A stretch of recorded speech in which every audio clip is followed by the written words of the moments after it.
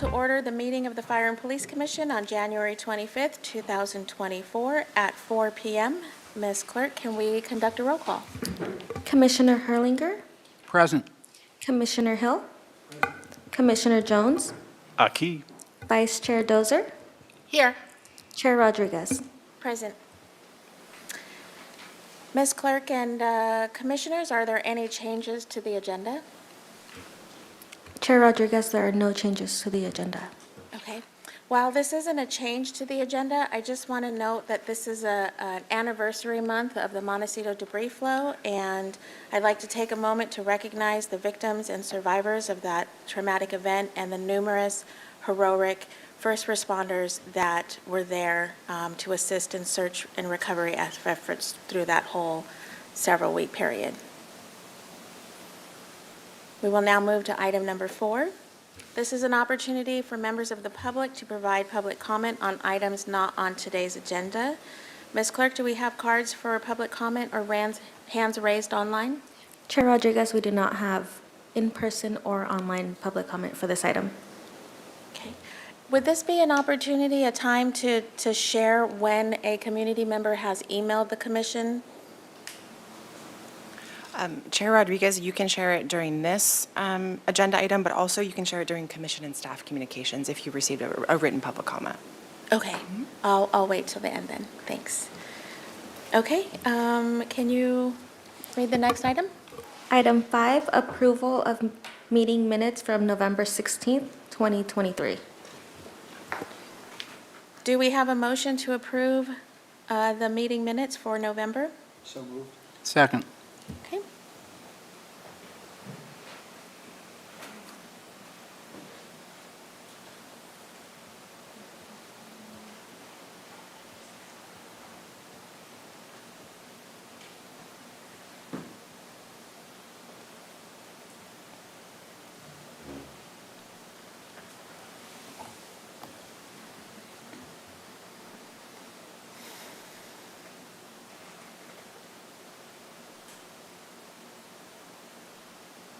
Great.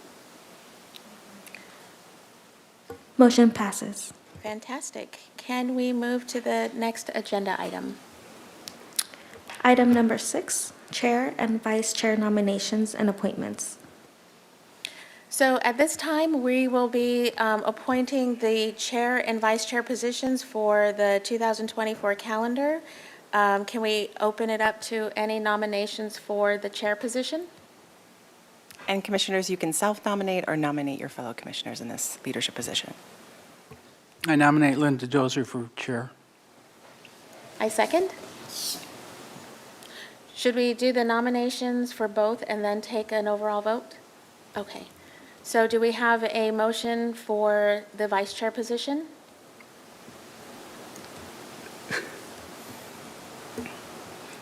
I nominate Commissioner Hill. I'll second.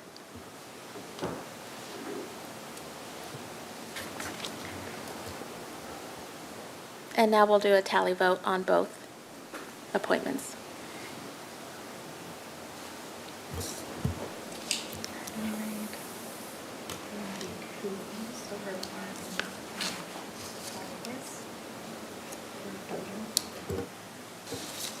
Oh, we put the full motion.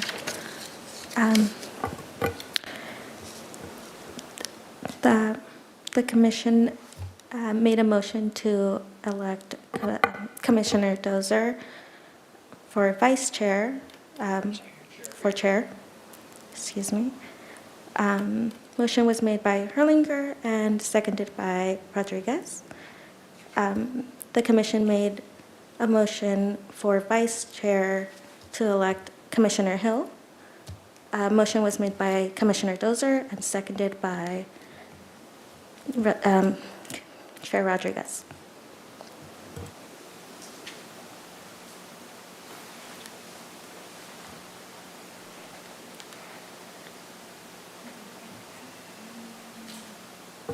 Motion passes.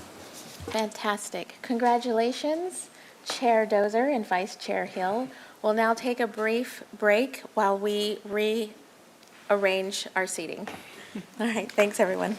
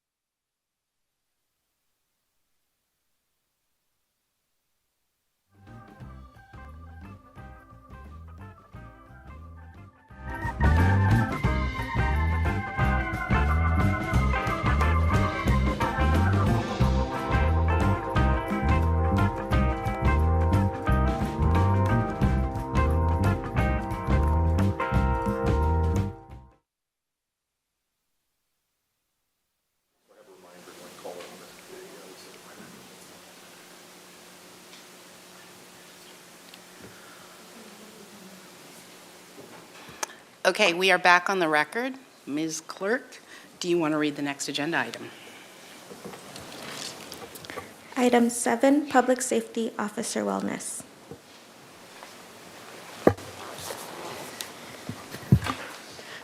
Good afternoon, Chair Dozier and our esteemed Fire and Police Commissioners. So I'm going to kind of set the stage a little bit, and then Commander Josh Morton will be the one giving you the rest of the presentation. Of course, we'll both be here for questions after. But just a little context is Commander Morton oversees, well, I could go through a long list of things that he oversees, but one of the many things he oversees besides recruitment and hiring is our wellness program. So we have a couple of different sergeants, and he can talk a little bit more about that as we work through it, that are responsible for the things he's going to talk about. But overall, Commander Morton is the one that oversees the program. But in setting the stage, I want to talk about two things that I think are really critically important to understand, that are not in the slides, but like I said, a little context. So most individuals, including most of you, have anywhere from 1.5 to 2 what we would call critical or crisis incidents during your lifetime. You know, that, oh, you know what moment. That's the typical of for most individuals. In law enforcement, over just 20 years, and most of our careers are longer than that, we have over 800 of those. So you can see where someone normally has that 1.5 to 2 over a lifetime, just in a 20-year period, and that does, you know, not just depend on small, big, or large. I mean, some of the bigger agencies that it can be even more than that, but the average is over 800 in a 20-year career. So the other piece of that is in the year, and there's varying statistics. I did a little research in trying to find what I thought might be the best, but the number of officers who died by suicide in 2022, according to Blue Help's website, was 160. That was a increase from 2021 of 143. 2020 was 146. Those numbers really vary. They're not, unfortunately, as accurate as I would like them to be. I think it's really underreported and has been. There's much more awareness to it now, so I think those numbers are starting to be more accurately reported. You know, just recently, you know, the Los Angeles Sheriff's Department had, I think, 4 within a 2-week period, which really highlights, you know, sometimes there's ebbs and flows, but it is something that just in terms of law enforcement, period, has become more prominent, and our focus is more prominent on it. So, like I said, I just want to kind of give you a little historical context to it, a little context as to why we're talking about this today, and really set the stage for Commander Morton to talk about what our programs are.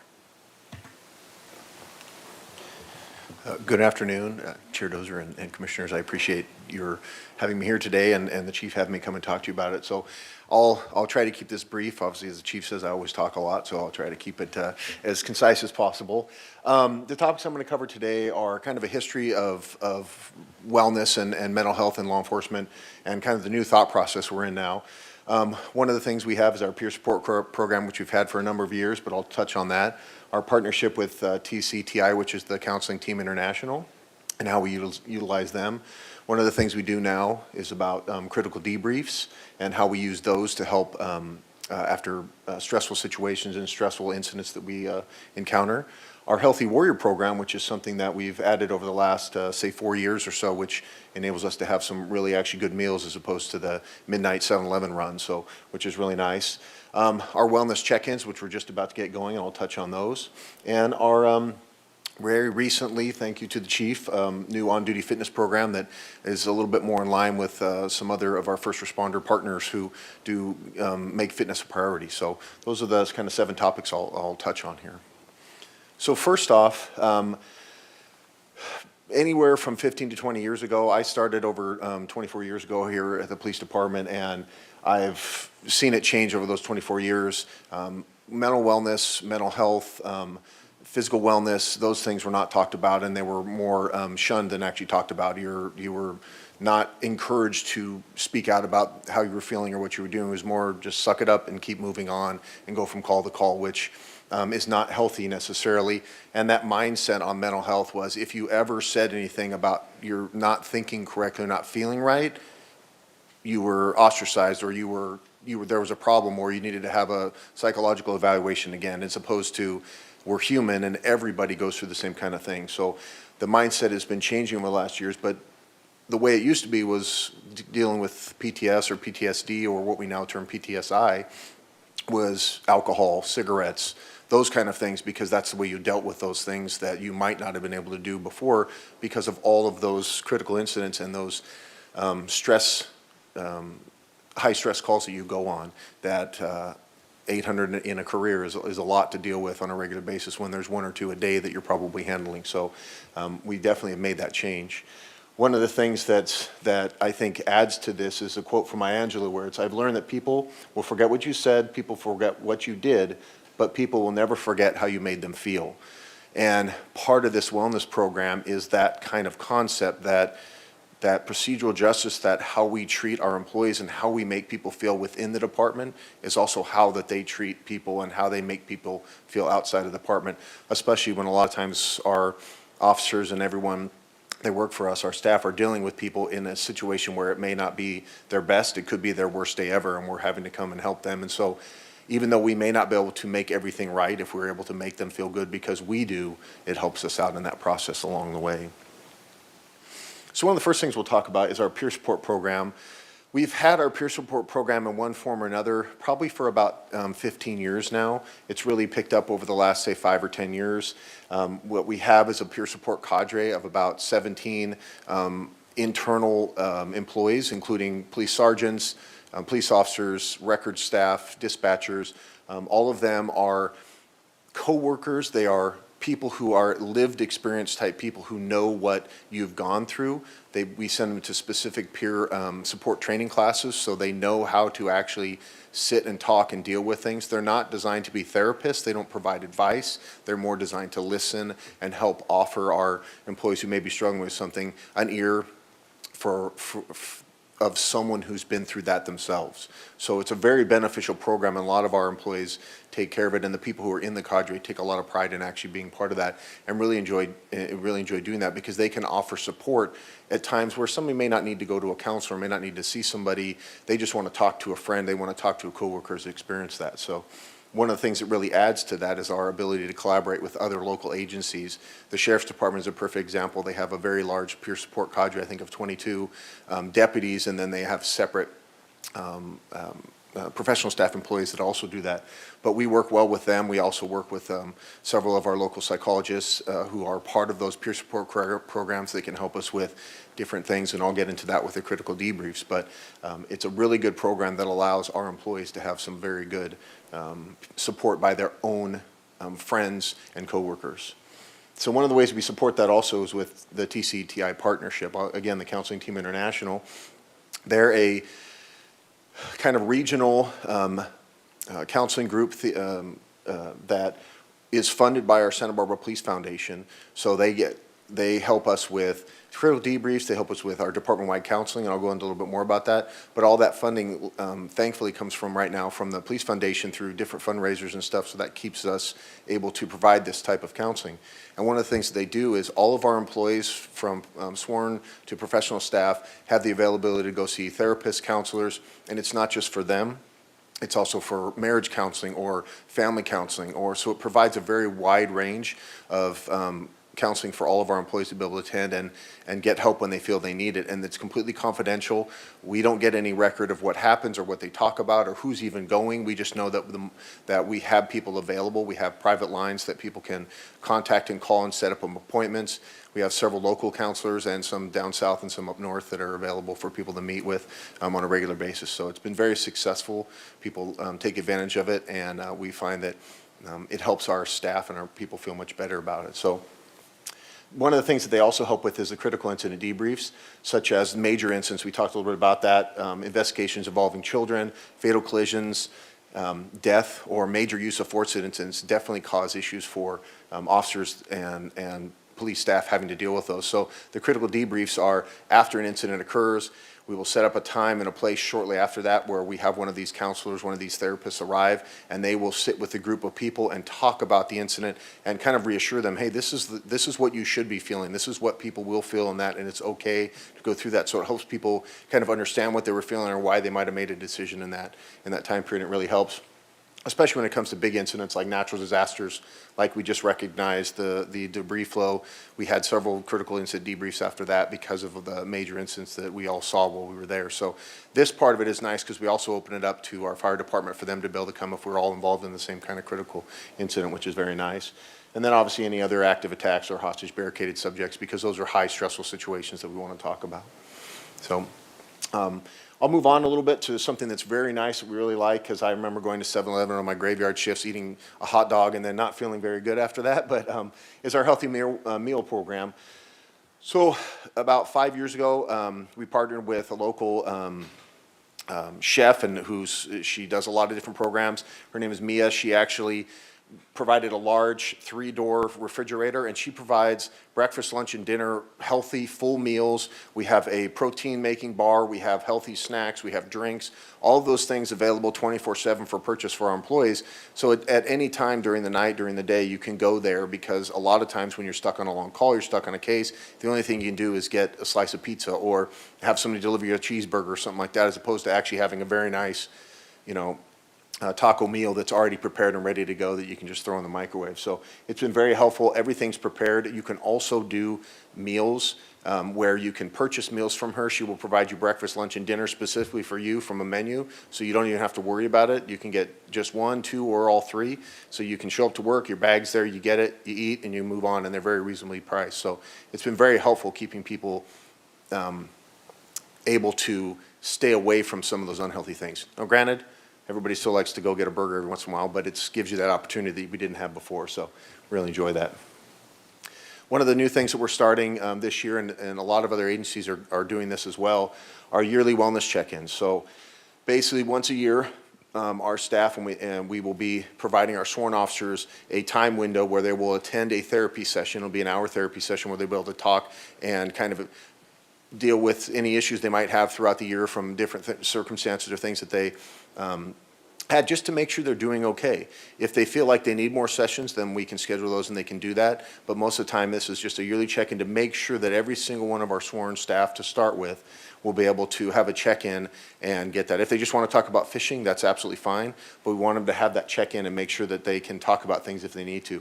It's very nice because we got a almost $84,000 wellness grant from the federal government that we're taking a lot of that to be able to do these wellness check-ins, which will be really nice. And again, it's confidential. We only know that they actually made their appointment. We don't know anything about it other than that, and it's going to be for all sworn employees at this point. So it's going to be very beneficial for us to make sure everybody's mentally healthy as well as physically healthy. So the big part that we're really excited about too, and that we'll thank the chief about, that she really pushed for, was our new department fitness program. So one of the things we have in there is an app called Bridge Athletics. And this app, every single one of our employees, is provided free to them, and they can log in, they can set up a profile, and they will have any number of workouts, any number of different designed programs for them to follow, so that they can do that on a regular basis, and it's all free to them, and they can follow this workout app. So the department can then generate metrics off of those kind of things. We don't track exactly what they're doing, but how that they're using it. We don't necessarily care if they're doing a HIIT workout or doing a weight workout, but that they're actually using it to show that the use of this will help increase their physical fitness, mental wellness, and overall health. So one of the things we see in that is this will increase our health, but it will also decrease some of the other things that we as a law enforcement have normally had problems with: heart disease, lower back injuries, especially stress levels, and then just mental fatigue due to the shift work, which, working regular graveyard shifts over and over again, your rhythm is off. And so having that regular workout program helps people be able to be more centered and more well. So what it gives people on this is the flexibility. We have the, employees have the ability to work out half an hour currently on duty. So they can either do it at the beginning, middle, or end of their shift. They work with their supervisor to coordinate that, but they get that portion of the time. Now, it doesn't mean that's the only time they get to work out. They could start early or work out longer if they're doing it at the end of their shift, but it gives you that bit of time on duty to be able to increase your health, make sure you're doing better and you're doing the right thing, and it encourages people from our department that may not have wanted to do that because they actually can do that. So they get 2 of their weekly 3 or 4 shifts to be able to do that. And so far, it's very successful. We have 76 people out of our employees, out of our 179 employees. We have 76 sign up for the app. We have currently 42 that are actually actively using the app, and we just started here at the beginning of January. So we're quickly working up there. So far, the hours we've had on duty are very limited, but I think it's just people are happy to use the app, but we're starting to build some of the hours of on-duty time because I think people are starting to figure out how it works within their schedule. So, but it's very beneficial, so we really like that. And to kind of close out here, we're always striving for new, innovative, and different wellness programs. One of the things we have are relaxation and rest breaks. Several different agencies in Northern California and several in the Monterey area will have a time in the middle of the day where the officer come back, take off their exterior vest, sit down at a chair, have a noise machine or a rainmaker, and they can sit in a room that's quiet and just relax for a few minutes to decompress before they go back out in the field. And that helps. So we're looking at trying to do that. And then the mindful resets after demanding calls. What some of the research has found recently is after a very stressful call, when you just go to the next call and go to the next call and go to the next call, by the end of the day, you've never had a chance to deal with that. And the end of the day call could be where you yell at that person or you get upset or you're just not as courteous as you could have been because you've never dealt with that stress. So the mindful resets is after you get out of that stressful call, you can sit in the car and on your mobile data terminal, the computer inside your car, you can watch a video that kind of resets your ability to think about how big the world is and what you're actually doing and how you can see things. And it actually kind of starts very small and then expands out and shows how small we are in the universe and in the world, but how what we're doing is meaningful. So one of the things we really want to be able to incorporate as well, because then now you're reset, you feel better, you go on to the next call, and you are like you were after the 3 or 4 days of your time off together. So we're going to continue to do that, and I think that'll be very good. The last thing, the mindful and centered employee is better prepared to interact with others in a positive and meaningful way, which I really think I think the chief feels that way, we all feel that way, and I appreciate your time, and I'm willing to answer any questions to the best of my knowledge. I can, and with our wonderful slogan, "Find Meaning in Paradise," we hope that you do too. So. Thank you. Any questions I can answer? Thank you so much for sharing all these efforts that are being made and opportunities to keep our officers healthy mentally and physically. Does anyone have any questions or comments, commissioners?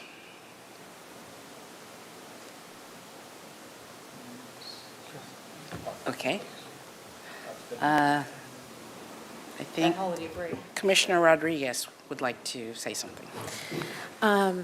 Thank you so much for this wonderful presentation. As a restorative practitioner, my role is to bring the human experience into dialogue. So it's really wonderful and refreshing to see that you're bringing that into the department and just the everyday experience. All of them, I'm really impressed with. I'm particularly impressed with the mindfulness reset. I think that's so important.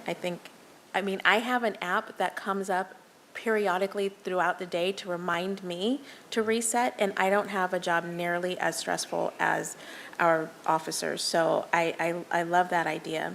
I'm wondering, is there a way to measure the effectiveness of these programs? So that's kind of a hit and miss. Like in launching the fitness program, we reached out to a lot of agencies that already do that. They've seen it decreases in sick time, workers' comp injuries. So we're not far enough along to know what those metrics will be. I think the other thing that also plays into the metrics with just the peer support and the wellness is also that, because that also is generated by sick time and other pieces. So It's hard to measure, but it's something that we've actually had a lot of internal conversations about, the metrics piece. We've been working with a local physical therapist to help us on the physical side to come up with some more metrics and to enhance this by if someone has a, small injury or it's just a soreness, how we deal with that. So there's a lot of things that we're still working through and putting into this. Thank you. It seems like the industry, the law enforcement industry, is undergoing a philosophical shift towards holistic approaches, and that's really great to see.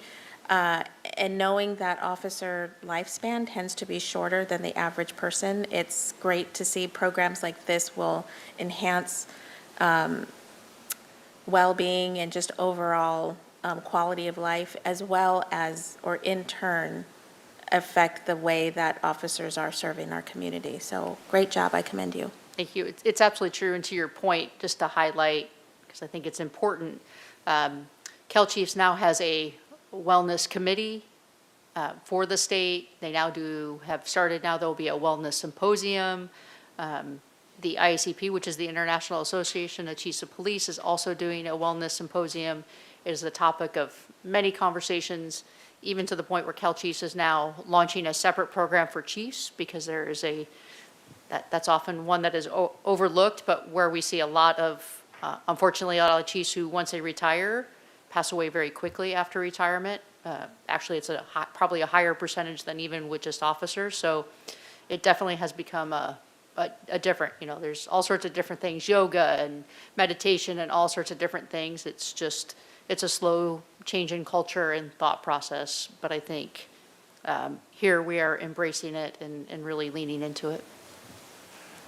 If I may also, I forgot to mention that for our peer support, we're actually hosting a 3-day peer support program put on through TCTI here at the zoo. So all the local agencies from the Tri-Counties and several of our peer support members will be there and be doing a 3-day seminar on peer support and additional stuff. So one of the things we're also trying to do is bring those classes here to this location, one, because it's a beautiful place to come and relax and learn about that, but the more we can bring here, the better it is for our agency, because we get several free seats out of those classes as well, so we can put more people in that class from our agency. So we're looking forward to that.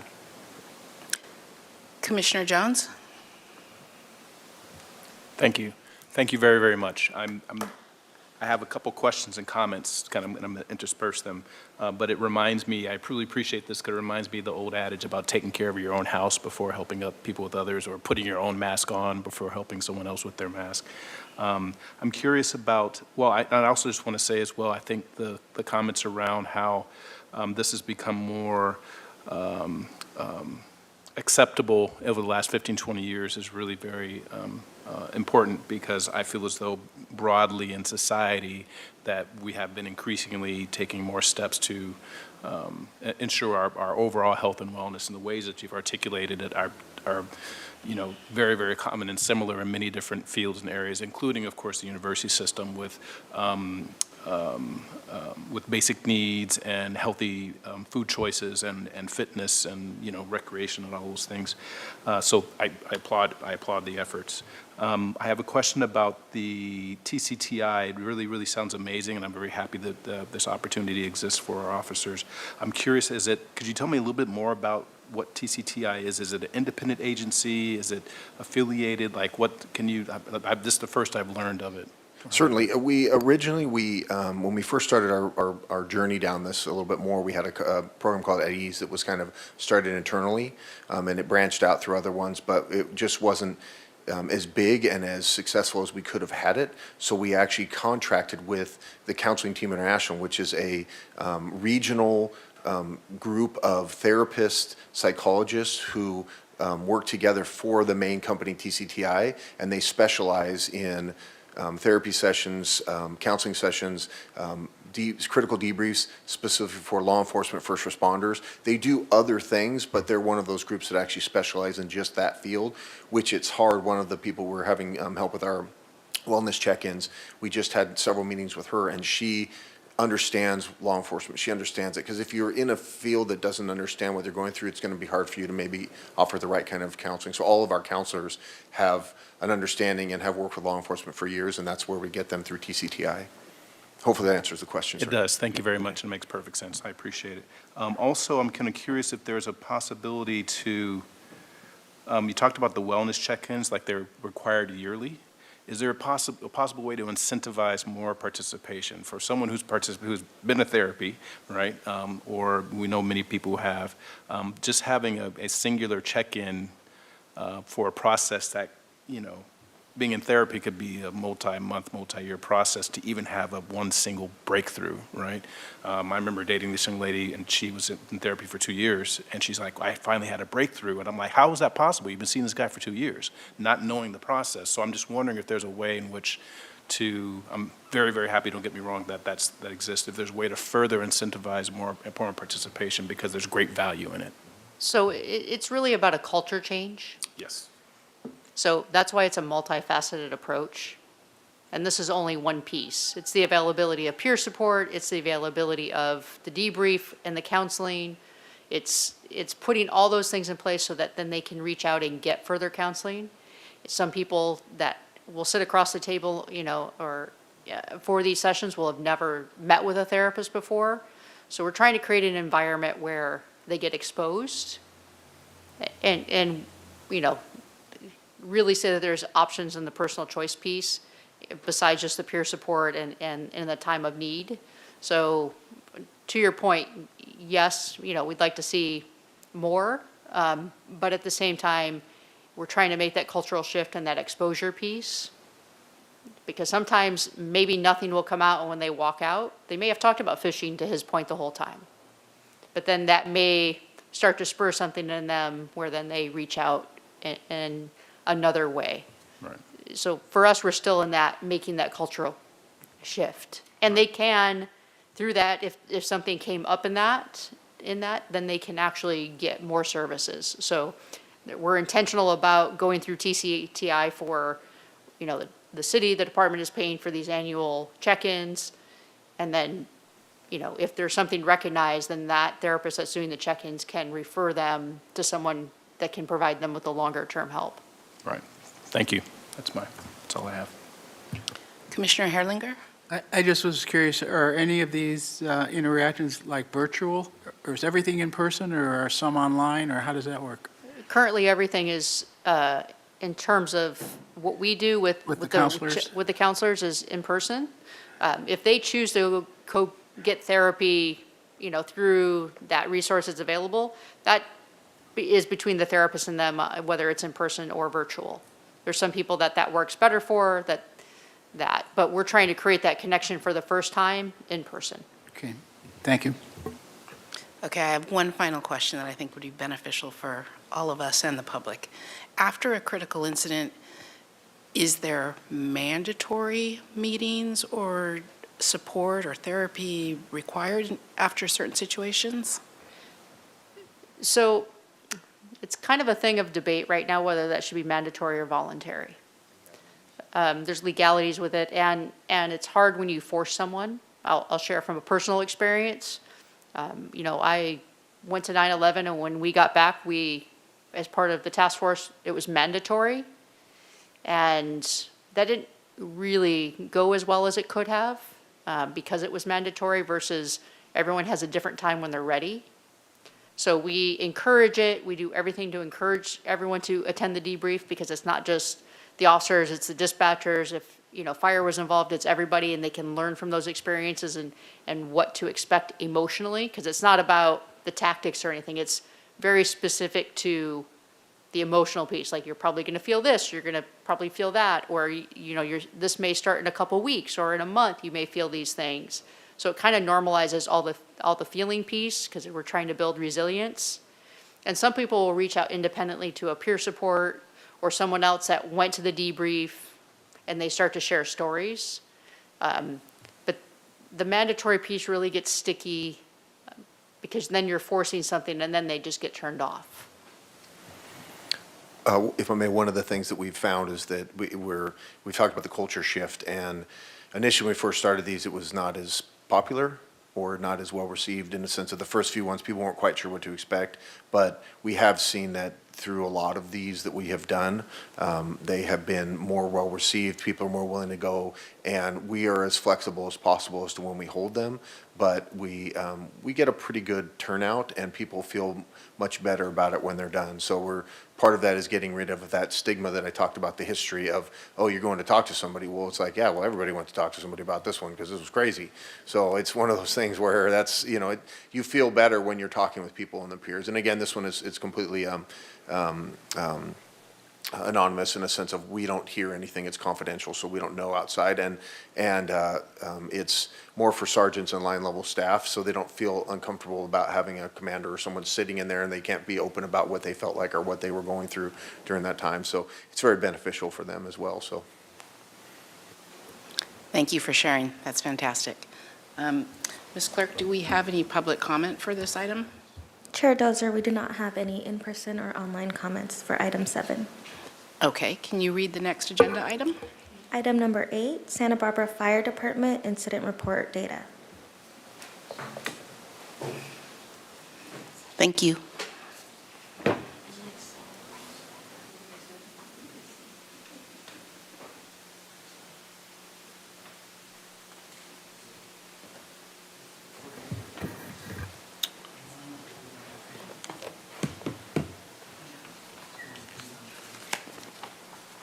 We actually still have to do our wellness portion, so I Yeah. think we're still on. Clerk, we're item still on 7. public safety wellness, yeah. Oh, I mean, we can go sit down, okay. Nah, you can stay. Okay. Good afternoon, newly elected Chair Dozer and members of the commission. Chris Males, I'm your fire chief. With me to my right is Brian Fetterman. He's our operations division chief. And first-time appearance to my far right is Jeremy Denton. Jeremy is a fire captain. He is also the acting battalion chief on duty today, thus the radio on the desk. So if he gets up and leaves, don't take it personally. But Jeremy is our peer support coordinator. And much like Josh Morton, Commander Morton handles the police department, Jeremy handles the fire department. So I really wanted you to hear from him and hear the great things that the fire department's doing. Before we get started, I think it's important to go back a little bit to the police department's presentation. They mentioned the fire department a couple of times. They mentioned first responders a couple of times. And really a lot of what we could talk about, they already talked about. So, for example, we use TCTI. So we've kind of covered that, so we'll abbreviate just a little bit. But wellness is central and key to our department. If you're not able to help someone, you're not going to be able to help someone. So we need to make sure that all of our firefighters are of sound mind and body and are ready for the rigors of the position. So I'll begin with just a little bit of a history. So topics for today are going to be history and focus. We're going to talk about physical wellness. We're going to talk about mental wellness. We're going to talk about cancer prevention. That has come under light in the last number of years. We're going to share a couple of staggering statistics with you. And that'll be the final part, is the focus statistics. So days of old. I think Chief Gordon talked about this a little bit, about and Commander Morton, the days of suck it up and deal with it. Let's talk about the physical part of it, though. Let's talk about the days where firefighters would get off the fire engines, maybe have a turnout coat on, maybe have a helmet on, grab a hose, hold their breath, and run into the house and put the fire out. No breathing apparatus, sometimes no gloves, just regular uniform pants. And the cancer began at an early age, and we saw the entire industry decimated over a number of years until we put in what we call workplace controls to make the industry safer. Our physical training began actually, it sounds like before the police department's physical training. I applaud Chief Gordon. Amazing to set time aside for the officers to do physical training. This is one thing the fire department has been doing for years. We actually have a mandatory hour and a half per day. Now, that is contingent on not running calls. I can't sit here honestly and tell you that every day I got an hour and a half of PT during a 30-year career, because you run a number of calls, you just miss it. But in the day, we have time set aside for an hour and a half of physical training. So it's been a big part of our lives and our culture for a long time. Our firefighters take great pride in it. We have excellent workout facilities. Firefighters are also allowed to go out into the community. We have designated areas where we can go to jog, work out. For a while, even during COVID, we were using the City College gymnasium. But it's in our culture. It's what we do. On the other hand, the mental health and wellness started more recently. And so, again, we'll spend time talking about that. Peer support really began at individual departments. It wasn't widely coordinated initially. It was, well, we heard this department's doing this and this department's doing that. But what we typically do, which occurs in the fire service, is we steal ideas from the larger departments that often do things first. Departments such as Seattle, San Francisco, San Diego, Los Angeles. Los Angeles County is known for an amazing peer support program, their fire department. But we learn from them. And the great thing about the fire department is they're always willing to share. And so a lot of what we learned from other departments. And so it trickles down to us. So again, wellness in the fire department is physical health, mental health, and then we'll talk about cancer prevention. So physical health. One of the things that the fire department always works to strive for are federal, state, and local regulations. And the cornerstone of kind of federal regulations, other than that, you've got the DOT, you've got, but the big one is the NFPA. And NFPA is National Fire Protection Administration. And they come out with guidelines for what fire departments should be doing. And NFPA 1582 is the standard for comprehensive occupational medical exams for personnel. Now, this covers everything from wellness exams to what kind of medical history can a firefighter have and be allowed to return to work. For example, if they've had a total knee replacement or a total hip replacement, or they've had a heart attack, or all of these medical conditions are outlined with recommendations from the NFPA. But part of this NFPA 1582 is they provide guidelines for medical physical examinations. In the last MOU, the firefighters were able to negotiate with the city, and very thankful for the city, to pay for physical exams for our firefighters. These are done by companies that specialize in public safety and specialize in firefighter physicals. This is not going to a corner urgent care. They actually come on site, and our firefighters make appointments and they go through the physical exam. So very, very comprehensive. I think if you were to ask the firefighters, they'll say it's one of the most, significant physical exams they've had. Very, very comprehensive. Obviously, it includes the physical, depending on the age, includes EKG, includes blood work, et cetera. So the city just initiated that. The first year we did it, we didn't have as many participants. Kind of like what the PD said, the culture begins to change. And it's like, oh, okay, this actually would be kind of cool. And we had more and more participants. I don't have the number on top of me, but we had the great majority of our firefighters that have been partaking in the physical exams. And mental health. So we have a very comprehensive mental health and wellness program. The County Fire Chiefs Association, or more specifically, the Fire Chiefs Association of Santa Barbara County, the membership includes fire chiefs in every single fire department within the county. I'm currently the president of it. We actually fund a peer support coordinator. This is a retired firefighter who coordinates on a county-wide basis the entire team of peer support people. We have over 450 firefighters in the county, and we have over 90 peer support coordinators or peer support personnel that help. Jeremy will get into it a little bit more detail. Within our department, we have 10.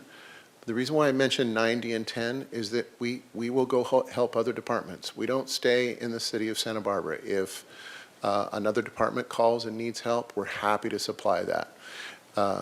One thing that's important, though, is they're known as peer support personnel. So peers meaning firefighter to firefighter. They're specifically trained in the culture of the fire department as police are specifically trained in the police. So we stick in our lane of taking care of firefighters. At this point, I'd like to let Jeremy begin, and you can ask him all the tough questions, because he's been with our peer support program from the very beginning. I can tell you that if I am made aware of something in the county or in somewhere with one of our firefighters, somewhere I get wind of something, I may call our peer support coordinator that the county fire chiefs works with. If it's within our department, which is the great majority of the time, my first call is to Jeremy, and that's 24 hours a day. That may be something as simple as, hey, I heard Engine 76 had a bad call. Have you guys checked in on them? And, yep, we got it. Okay, great. Or to something significant. But my first call is to Jeremy.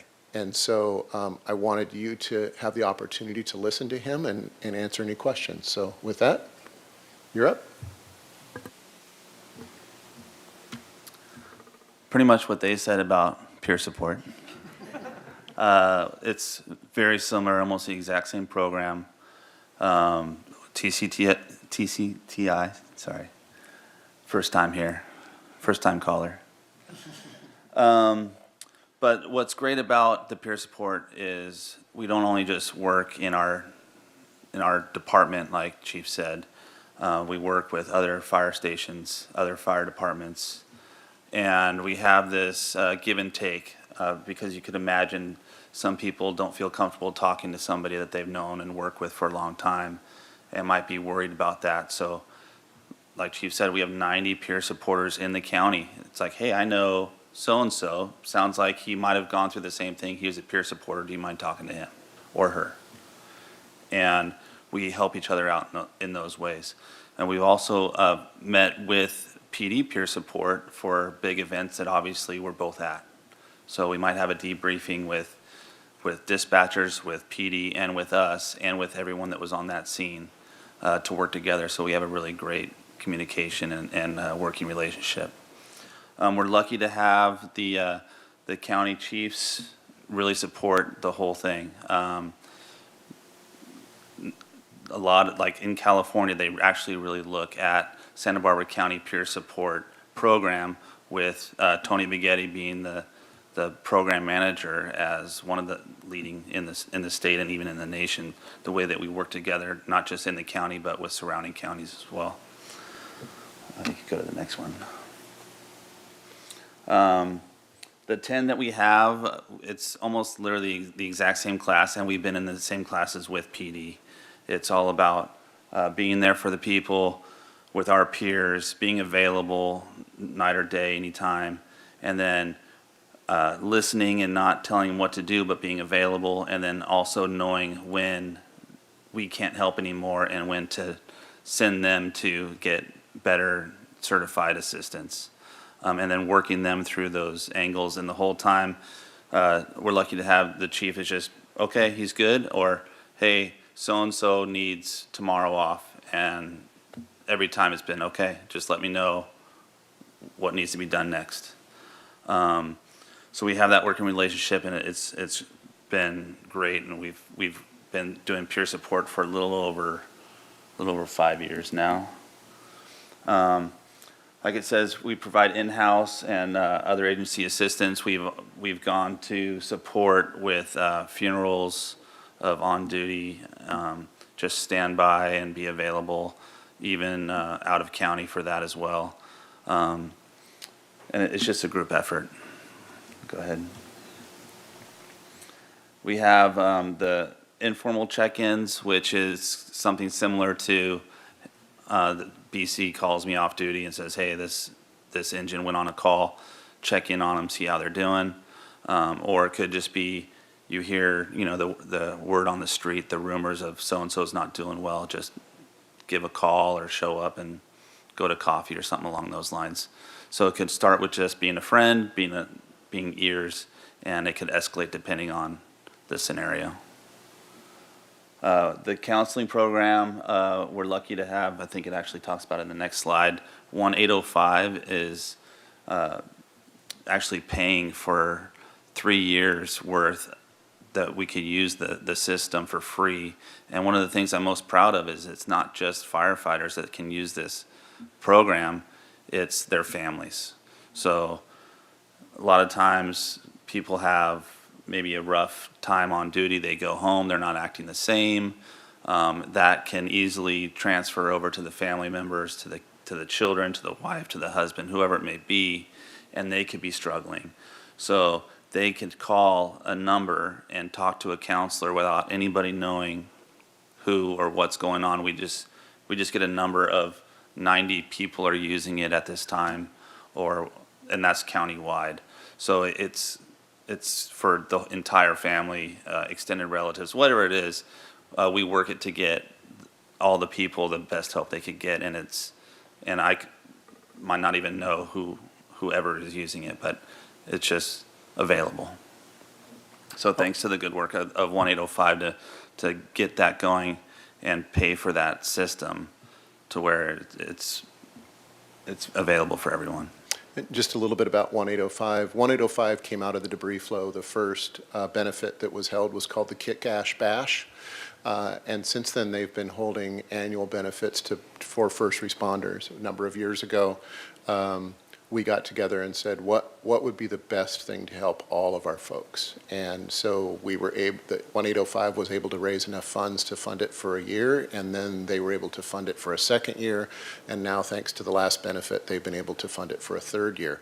The goal is to really reach a level where it's an endowment, and it can just be funded, in perpetuity, and the 1805 group can work on other things besides mental wellness. All of the county chiefs said this is really important to us. Law enforcement has it funded in different ways based on department. At this point, it just funds the fire department for firefighters, but we're really looking to expand it to all first responders in the entire county. So we're really thankful to have 1805.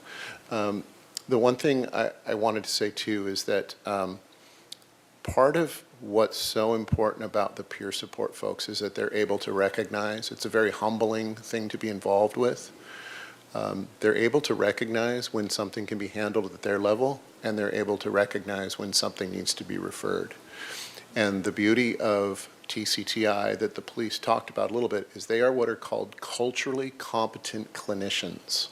They are specifically trained in first responders, in caring for first responders.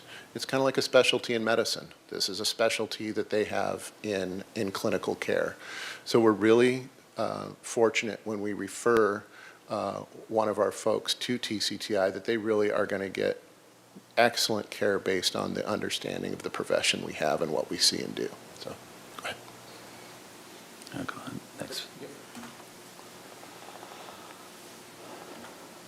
Yeah, there you go. So cancer prevention, long are the days that Chief already mentioned about, firefighters used to grow a mustache just so they could wet it down and suck on it going in to, filter the smoke. And through this, when I got started in the fire service, we never talked about cancer. We never talked about mental health. It was, what can kill you is the fire and a heart attack. It was the big thing way back in the day.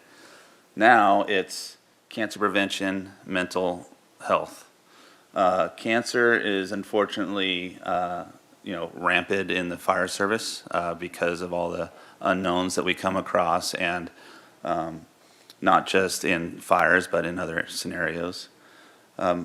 But we also learned over the years things that we could do to help prevent and be less likely to get cancer. Things like, we used to have our turnouts right next to us in bed. So we would jump out of bed in the middle of the night, put our turnouts on and run down to the engine. Well, then we found out that those off gas from fires that we've been on. So now no turnouts in the stations. They all stay by the engine. Things like the Plimo vent, exhaust. We lost a fire captain years ago to cancer that was related to exhaust, diesel exhaust. because he got cancer from it. Clean cab concept. Now we're going to a fire, and before we get back into the engine with all of our dirty gear on, we decon, we spray down, we take our turnouts out, bag them, and we won't even ride back to the station in them, and then we take a shower as soon as possible. Physicals, early detection is key.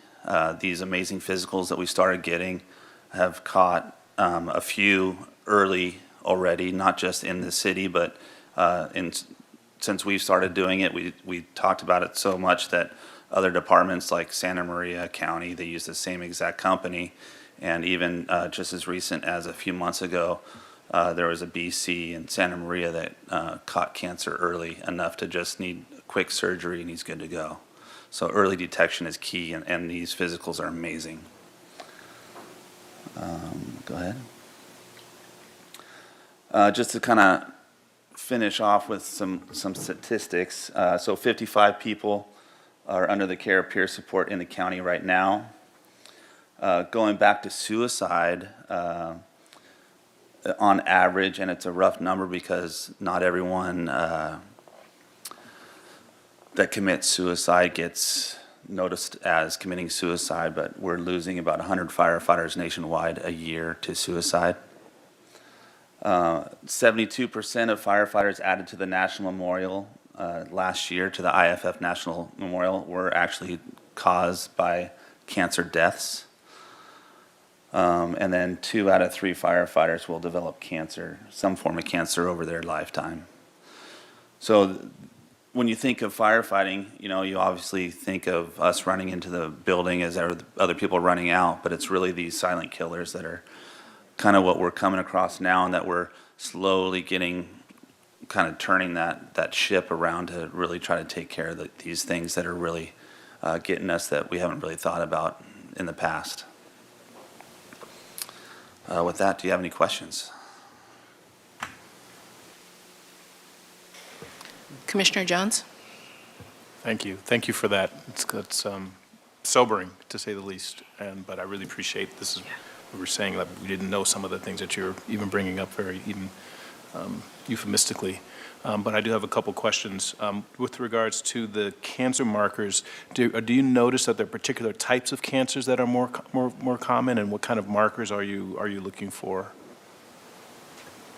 I'll try to answer that. I'm sure not a physician, but Sure. The medical screening, of course, includes a complete blood panel.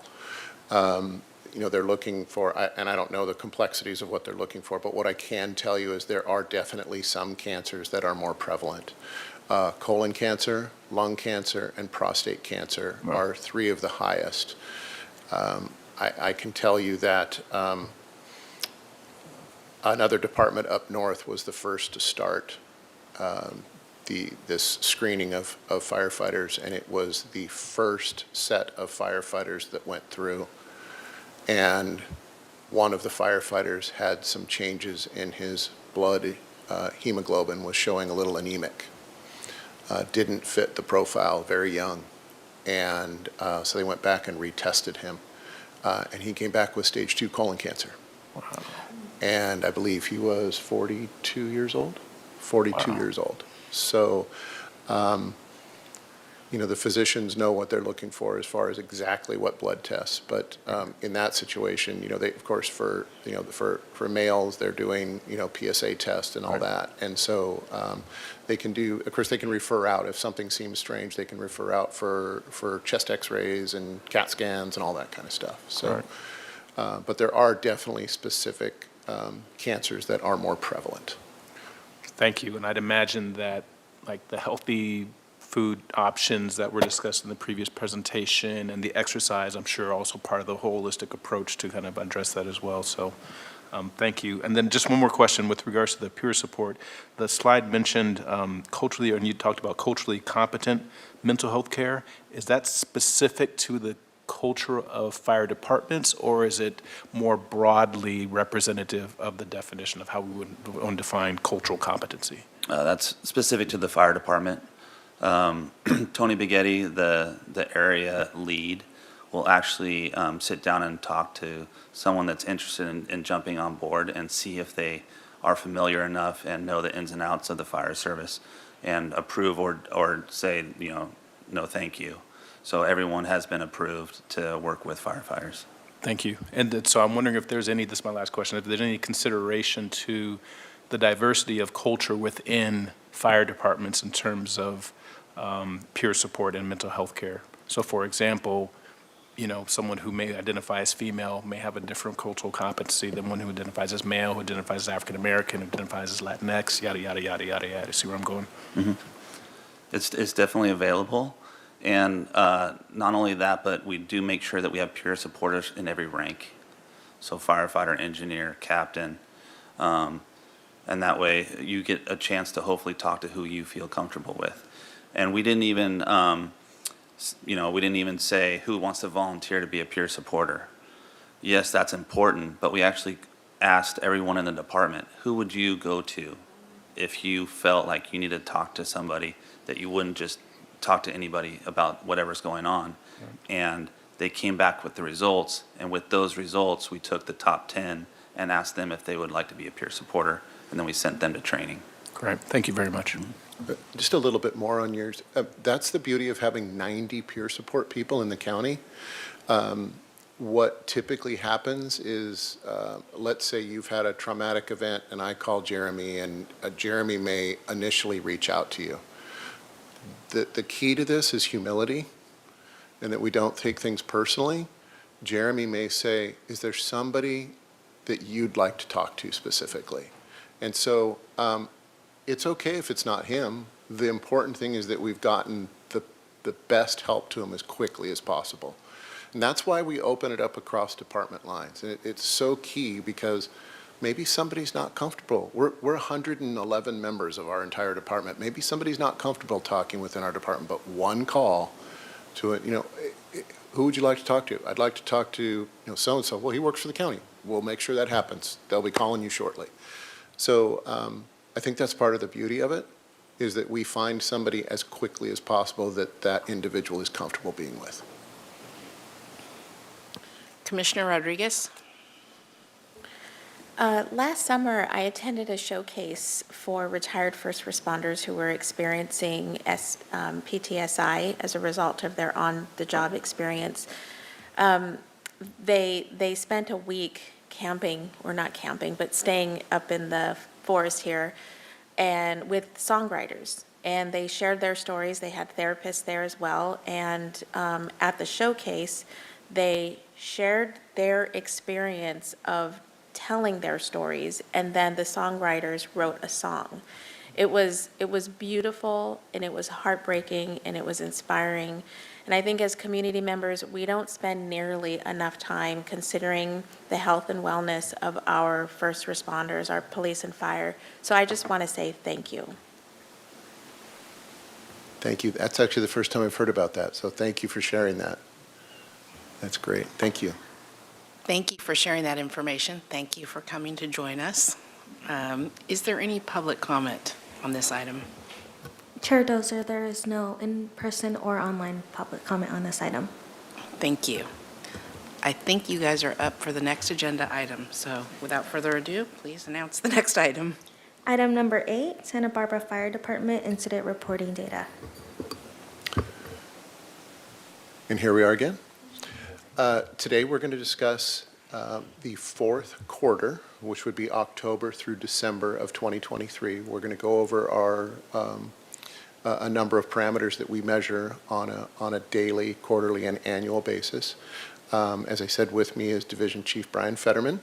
The majority of this presentation is about our fire engines and what and how quickly they get to incidents, and that is squarely in Chief Fetterman's camp. So he's going to provide the entire presentation. I will tell you that next month will be our annual report, and that will be much more comprehensive, and we'll be able to look at our calls for service over the year. I'll give you a little hint.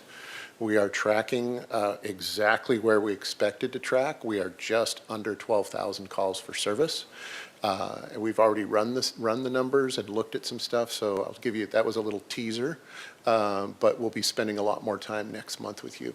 But for now, we'd like to cover the fourth quarter, and Chief Fetterman.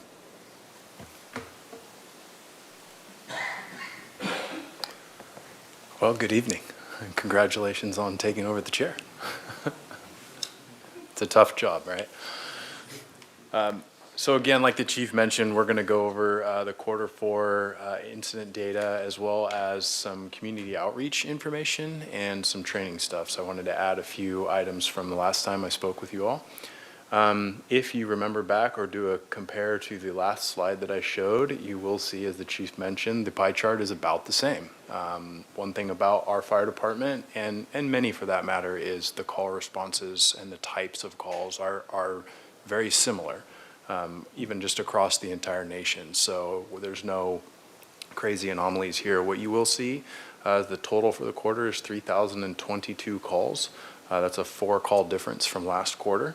And the calls are broken down again by the call types that we do our national incident reporting in, as I mentioned before, and I can answer any further questions about them. The largest calls that we do run are the rescue and EMS, and so that's not all medical emergencies, that's vehicle accidents as well, and so there's quite a broad range of call types that are in that category itself. And the percentages we can see are pretty clear, but definitely the rescue and EMS side is the most. Next slide. One of the other things that we track as a fire department is our response to the emergency. So how fast are we moving to get there? And the two key components, once we're notified from dispatch, is how long does it take to get the folks to the engines and responding, which is the turnout time.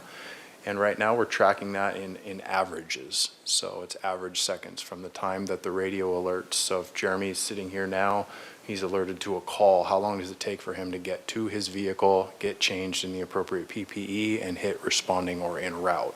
And on average, we're running pretty evenly across the board. And happy to say that even from quarter three, this is actually down. So that means that is a good thing. It's a good trend for us to have. The other side is the travel time, and this one is a little bit unique because it says that any one of those calls from the en route to the arrival on scene is in a little bit over the 4-minute threshold. As you know, with quite diverse laid out community geographically, that can be a challenge. And this is also pretty similar, and what's interesting about that over several quarters is we don't always know where those calls are going to be. So a call could be really across the street from the fire station and the travel time would be 60 seconds perhaps, or it could be all the way across town. And so it's looking at that average, but next month that location could be completely different. So when we look at this, that's how we also evaluate kind of where our fire stations are located. Are they dispersed evenly to serve the community equally across the whole geography? Next. The other thing for the department, a little over 100 personnel, and in quarter four, we did a little over 5,000 hours of training. I will say that there's more training that happens that the folks don't log, but this is what's being entered into our database that we can extrapolate. And some of the call types of training is listed underneath. Obviously, as an all-risk fire department with a vast array of things that we're responsible for, we really want to see that folks are getting multiple disciplines and getting their hands on not just training by way of computer, but also training out and in the public and throughout. And we definitely encourage that. We do have a training facility that we can utilize, but we also try to get out and around town. Oftentimes the folks will, tour some of our big commercial properties or put the ladder truck up on State Street and walk roofs and really get situationally aware of what the buildings look like in case there's future calls. Next slide. The other one that we take a lot of pride in is obviously our community outreach. A little photo of the crews out at one of our local schools. It's important to interact with the youth of our community. And also what we really like to do is show them what firefighters look like in their gear. It's a highlight for some kids. Some kids can get a little bit scared. But the nice part about that is seeing the firefighter get down at their level and interact with them. God forbid they are ever trapped in a fire. We don't want them to be afraid of the person in the yellow suit, right? We want them to be comfortable and come to us. But not just outreach events to The schools, in last quarter, we had 26 different events and over 500 community members touched. There was the hospice tree lighting, there was several parades that took place, some disaster preparedness, fire extinguisher training, station visits, and some radio broadcasts as well throughout our community with our bilingual public outreach coordinator. So we're really proud to get out in the public and meet and greet folks and tell our story and let them know what we do. And that is all I have and available for questions. Fantastic. Commissioners, any comments or questions? Oh, Commissioner Hill. Real complicated question. What's ARFF? Aircraft Rescue Firefighting. So it's a vehicle that's at the airport. All right, thank you. I was going to answer that differently, but, you know, yeah, It would have taken us 10 minutes. yeah, exactly. Yes, we Commissioner do call it the Hellinger. ARF program, but that is all of our airport crash trucks. We used to call it CFR, Crash Fire Rescue, but that was a little harsh, so it's now Aircraft Rescue Firefighting. Commissioner Herlinger. Would the chief be comfortable giving us a perspective of the ambulance controversy? I think it would probably be best just to say that it's in the hands of Superior Court, and it's being litigated, and I probably shouldn't comment at this point. Especially not an agendized item. We can't do that. I'll just go on to Commissioner Rodriguez. So with the multiple housing developments in the pipeline and in discussion, are those planning processes including the fire department and resources that will be needed, especially some of the higher density projects? Because it should have an effect on your department, right? Commissioner Rodriguez, absolutely. Any development that's done in the city of Santa Barbara, from a single-family residence to an apartment complex to significant changes in, for example, Paseo Nuevo, the fire department is absolutely lockstep together with law enforcement, with community development, public works. There's so many things to consider, and firefighting resources are part of it. We have in the city of Santa Barbara 8 fire stations that do a great job covering what we have right now. But as we start doing more development, we start increasing the density, we start changing the profile of the city, the fire department has to respond to that. And I don't mean respond with our fire trucks, but we have to respond and pivot and change. So the short answer is absolutely, the fire department is and will continue to be involved. City Attorney Doimus, are you leaving us or are we in trouble? No, you're fine. Okay. Do you have a comment? You're on my screen. That was before. I apologize. I didn't get the reference. That was just for me to quickly Okay, speak fine. as to that. Commissioner Jones? Thank you, and thank you, Commissioner Hill, for asking the ARF question, because I was going to ask that too. 2 small questions. One, I'm assuming that, thank you for the description of the turnout time and the travel time, and I applaud that. Is it safe to say that when the turnout time ends, the travel time begins? Is that right? Correct. So there's total response time in totality. So one is the 911 call that's received. So how long does it take the dispatcher to pick it up? And that is really fast. They do a great job. And then it's the processing time. Those 2 aspects we don't look at right now. PD does evaluate that, and their team does a fantastic job. What we look at from the fire department, the piece that we have control on, is how long does it take for the crew to get alerted and get moving, and then from there to driving. Certainly, one aspect we have control on is how much we encourage them to get to the engine faster. What we don't encourage is driving any faster. That's definitely not one. And we're very conscientious of the traffic rules and pay close attention to that. Thank you. Actually, that brings up a good question, which is, what are the rules for getting to an emergency? What are the parameters by which you're instructing the firefighters to, like, okay, get there, but get there safely, and get there quickly, but not Safely and effectively, I wouldn't speak for law on this. They would know it far better than me. But there are things that we can do when we are traveling Code 3 or lights and sirens. We can request the right of way. It's not demanded. We do have to yield at red lights. One thing we have in several locations in the community is an Opticom system. And so it's a strobe light on top of the fire truck that will activate the green light at the intersection and lock up the other sections red. So it's a traffic preemption system that can help open up traffic and keep it moving.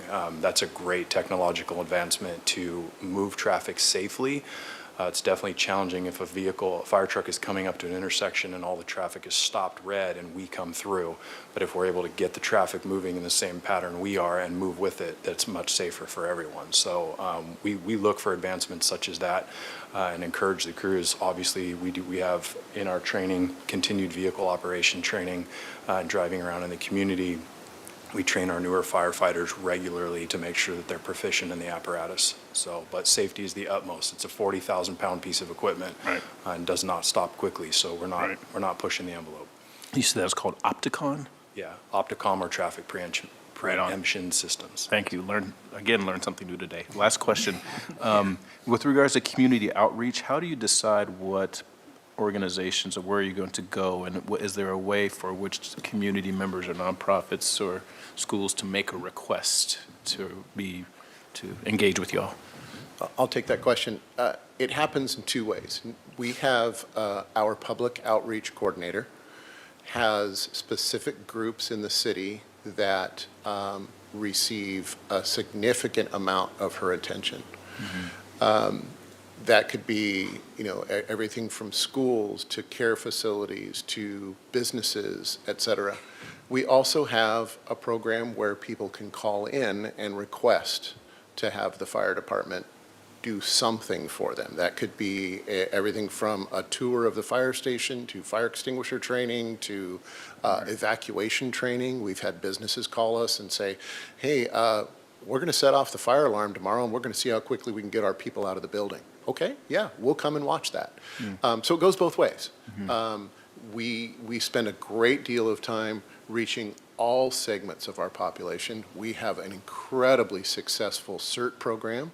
We also have a LISTOS program, which has become the envy of the country. Our public outreach coordinator actually interacts with even FEMA on a national basis because really the work that we're doing in our city is remarkable. We reach a lot of people. As Chief Fetterman was talking, we have 12,000 calls for service. Well, how many people do we reach during a call for service? It could be 1, it could be 20. So we really have to take advantage of public outreach and education. When we're on calls, you and I chatted about going on a ride-along. As you see Jeremy walk out of an apartment, you're going to see him look up to see if there's a smoke detector. And if it's there and it's open and there's no battery, you'll see Jeremy go to the engine, get a 9-volt battery, bring it back and plug it in. We're always looking, and it's again, 12,000 calls for service. How do we reach more people? We do that through public education in a significant and varietal ways. Thank you very much. Thank you, gentlemen. Is there any public comment on this item? Chair Dozer, we do not have any public comment or online comment on item number 8. All right. Can we have the next agenda item, please? Item number 9, Santa Barbara Police Department Mission Strategies Report.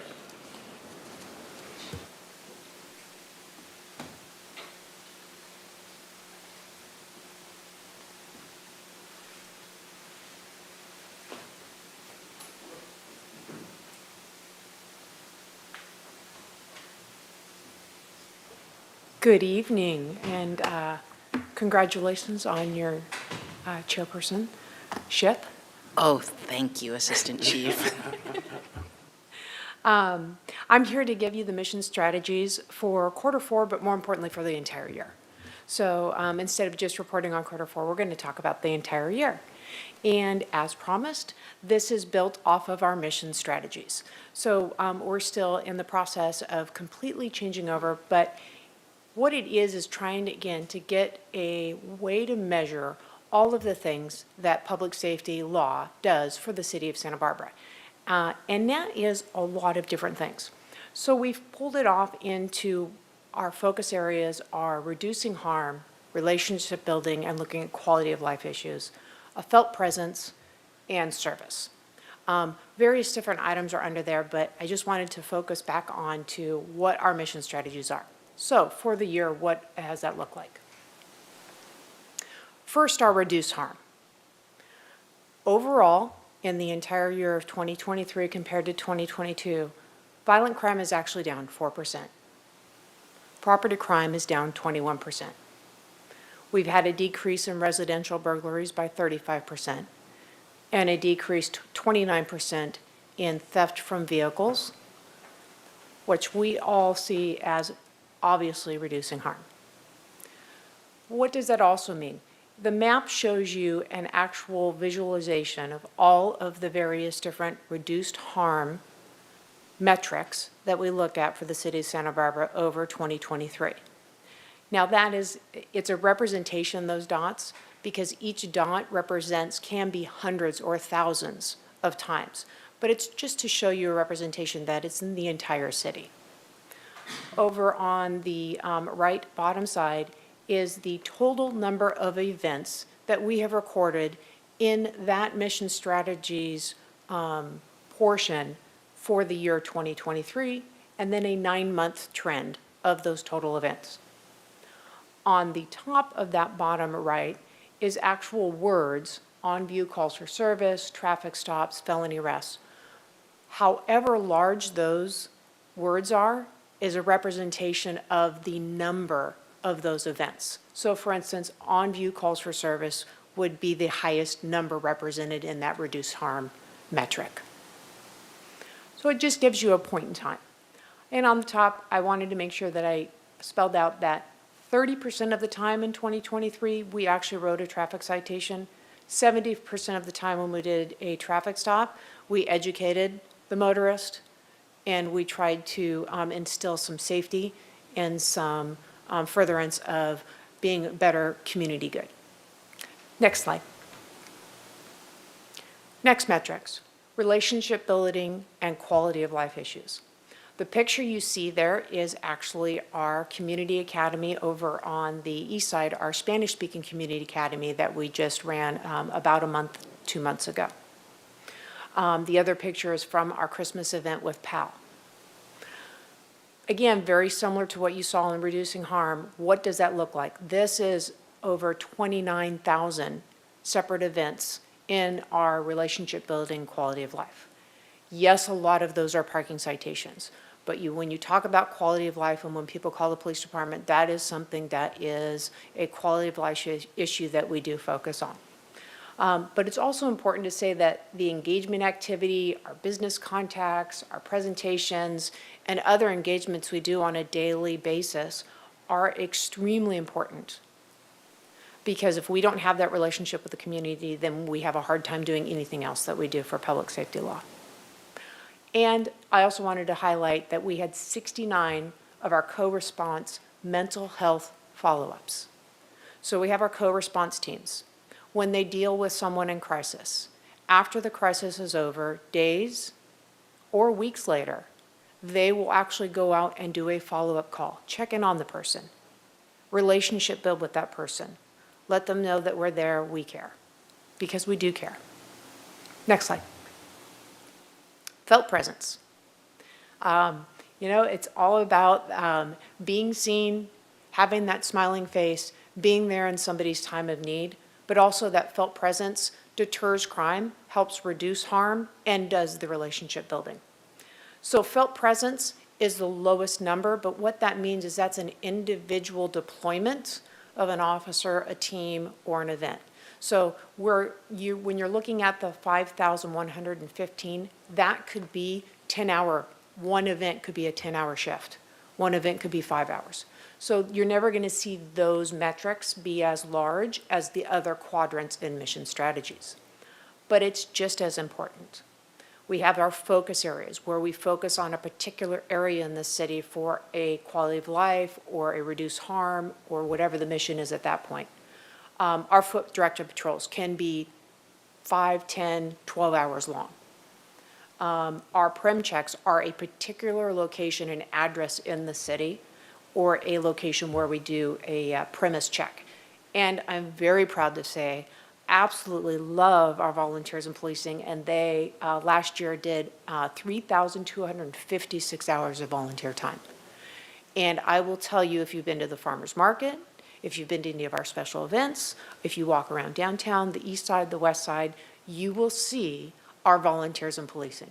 They are truly felt presence. They always have a smile. They're our community members, and they give of their time. And they're a wonderful addition to our felt presence. We couldn't do it without them. Next slide. Service. All the things that people call the police department for. Our response times. I'm proud to say that in 2023, we made our metrics for our response times, except for priority 4, we were 1.6 minutes over what our target is. We're working on it. We're trying to get there as fast as we can. But for priority 1 and 2, life and death or could be life and death situations, we are well under our goals and our metrics for the year. This is obviously the largest portion of our quadrants, the service that we provide, the reports, the follow-ups, the investigations, all of those different things. And overall, for 2023, we did see approximately a 3% increase in calls for service for service for the police department. And now I just want to kind of sum it up. When you look at all the quadrants for mission strategies and what does the police department, what does a public safety law do? Well, again, it's not an exact science because felt presence is very different, but when you look at it, we actually spend about 50% of our time service-oriented. 23% of the time we were relationship building or looking at quality of life issues. 22% of the time we're reducing harm, and about 5% of the time it's just merely felt presence. But all of that 100% together works in tandem with each other quadrant. So I think that that's an important thing for you to see, that it is in a balanced approach. But what we do primarily is provide service. And then just to remind you, next slide, these are the things that are in those quadrants. And that's it. I'm happy to take any questions. Thank you. Commissioners, any comments or questions on this? Commissioner Jones? Thank you. 2 questions. The first, thank you very much for this. First question is, to what do you attribute the reduction in harm that you spoke about through 2023? Like all these different areas, there's a reduction in thefts and burglaries and all that kind of stuff. Just broadly speaking, do you have any? I'm going to step about in because I want to give credit where credit is due. I think it's actually to the credit of how we're working with the community overall. Our patrol officers are really taking the time to investigate and handle the incidents as they come. So I think there is certainly a knowledge within the community that, you know, whether it's you take someone's bike or you do something else, that we're going to act appropriately and return that property and take the appropriate actions. Patrol has really been dedicated to no matter how big or small. In fact, I was at an event this morning where a community member shared with me that someone's bike was stolen and the officers had a picture and they were able to identify the person. And actually, a chief from another agency that I was on a call with today has a student that lives here and shared a similar story about a theft of a bicycle. So I say that is our community is communicating with and sharing the information that they have and calling us so that we can appropriately take action. I think there's a lot of other things that are happening to improve the community overall in terms of our overall city response to a lot of the different issues. We're working in tandem to address issues and try to get supportive services and the other pieces and address the mental health piece earlier with co-response and other pieces so that it doesn't get to the point of being criminal.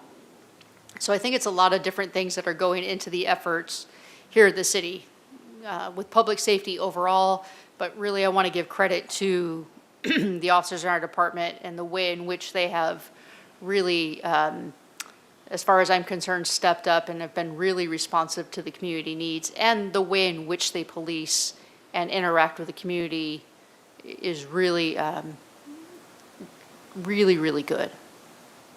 Thank you. And then my last question is, you had mentioned in the service, the response time and the service priorities, you had those 1 through 4 in the 4th category. Could you just, you probably mentioned this before, so forgive me if this is repetitive, but could you just repeat for me what those priorities are, the classifications? Absolutely, Thank you. Commissioner. Priority 1, life and death occurring right now. That's when we use our lights and our sirens, and we go what's called code 3. Priority 2 could be life and death, is on the cusp of something going really, really wrong, and it's urgent. We need to get there. We need to get there now. We may or may not use the lights and sirens. That's a priority 2. A priority 3 is a report call or something that's going on that is a nuisance or a crime, but it's not life and death. It's not great bodily injury, harm, things like that. And a priority 4 is strictly a cold call where somebody needs something documented or somebody needs our services, but it's not urgent or emergent. Great. Thank you so much. Yes, absolutely. Commissioner Rodriguez? So there's a downward trend in the reduced harm metrics. What would you correlate that to?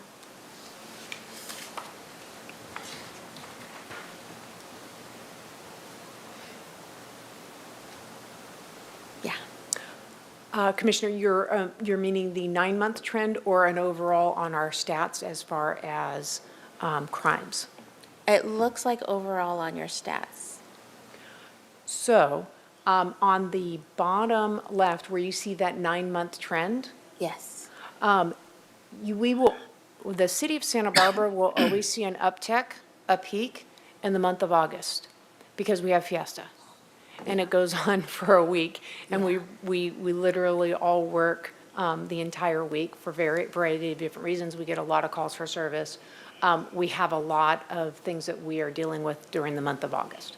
That is true as we get closer to the summer, and then as soon as people go back to school and it's in the fall, we always see a natural downward trend towards the end of the year with a slight uptick as we get into December.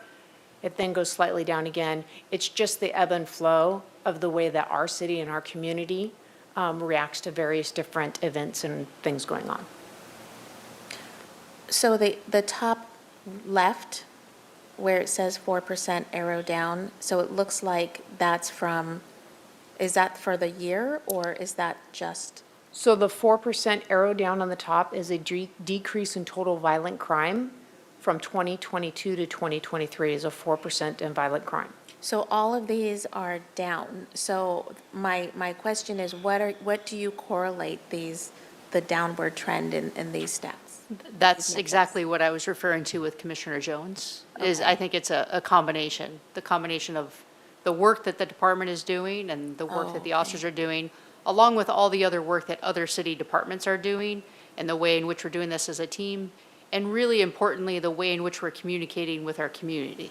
Got it. And I think, once again, I want to highlight that piece because, we are doing more, we're reaching out more, besides just our events, but just the way in which we're reaching out in social media and other pieces to make sure we're connecting with the community. So Okay.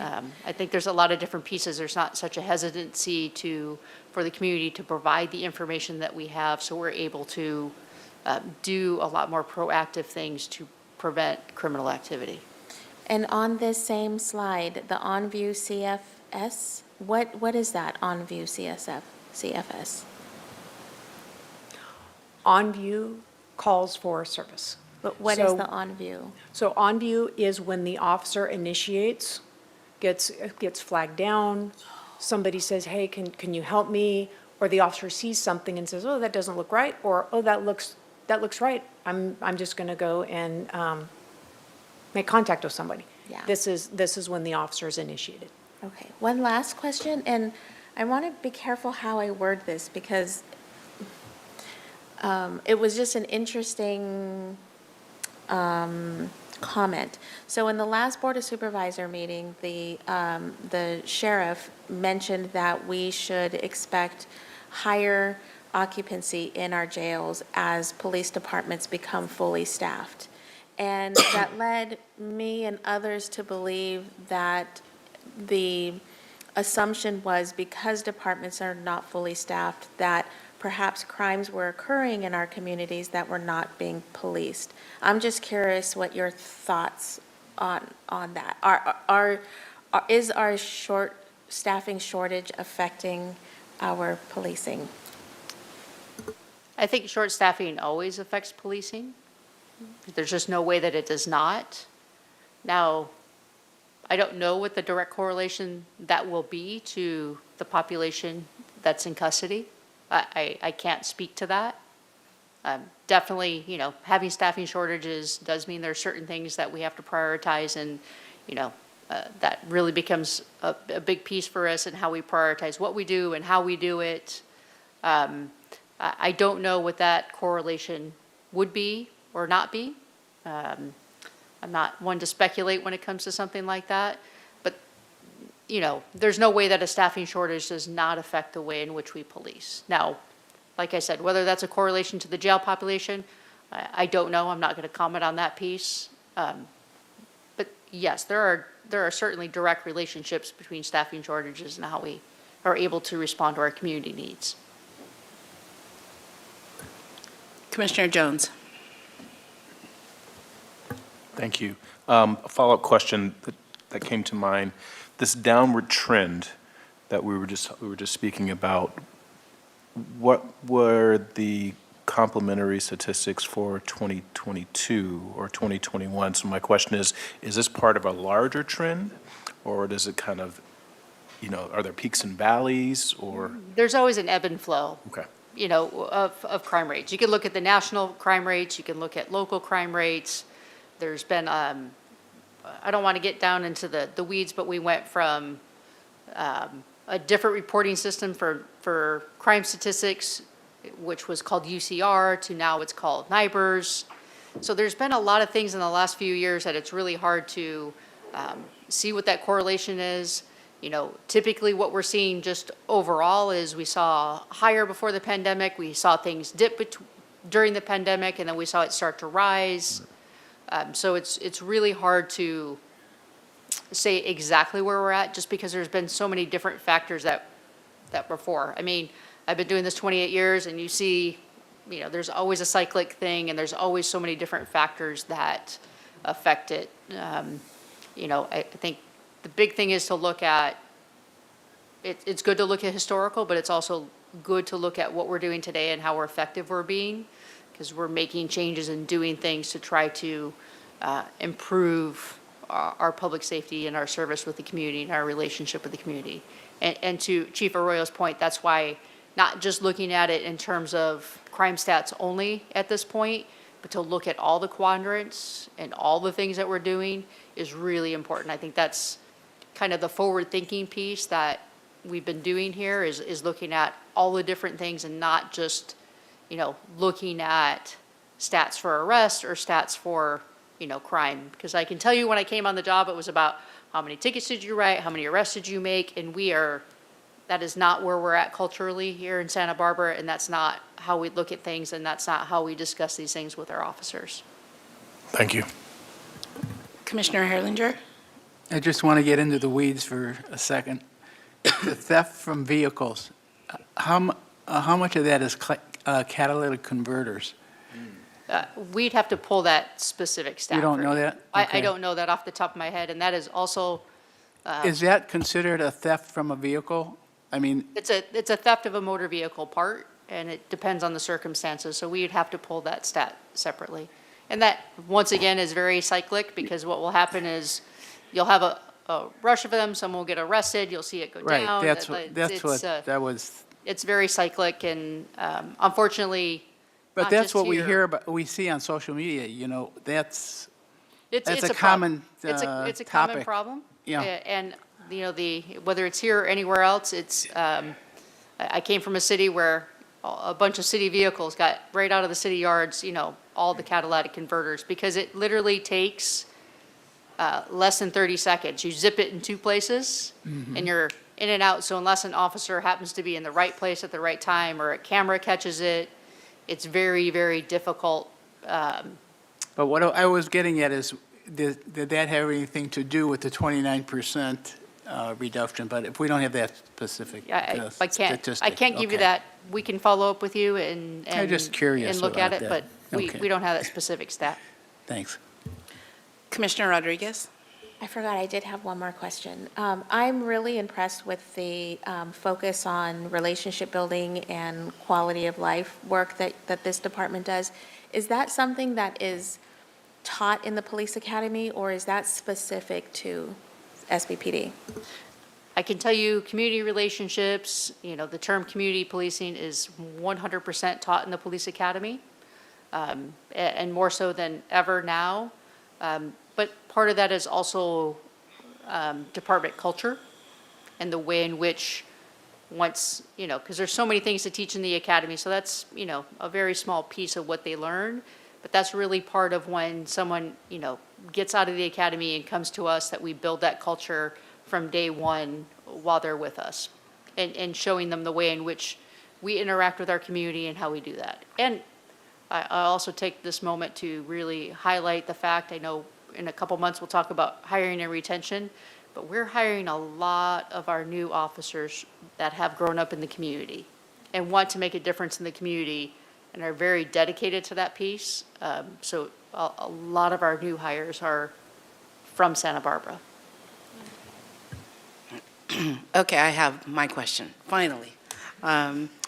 In regards to the statistics, the crime statistics going down, can you guys comment on what you are seeing with your officers and with crime in Santa Barbara in relation to things being decriminalized and the laws changing, that things were once a crime and now they're not, and things like that? How does that affect us in Santa Barbara?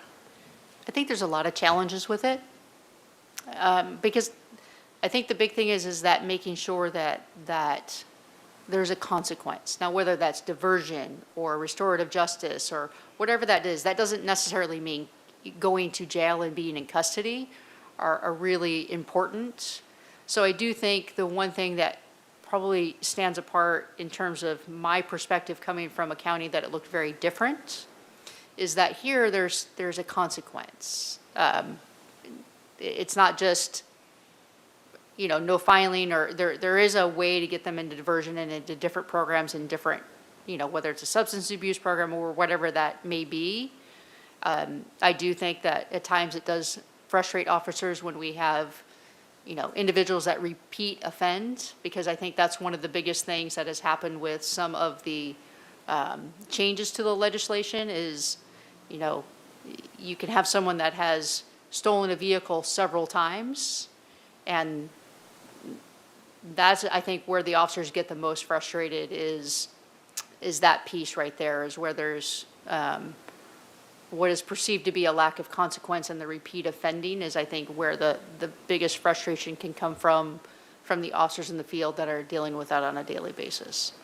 Is there a very significant change in the statistics of, for instance, what were once felony arrests that are now misdemeanor arrests? I don't know if we see that kind of difference. Yes? Yes. Yes. Thank you. Oh, that's me now. I was going to sit here. Is there any public comment on this? Chair Dozer, there's no in-person or online comment for this item. Moving on to item number 10, new complaint form and new condemnation form.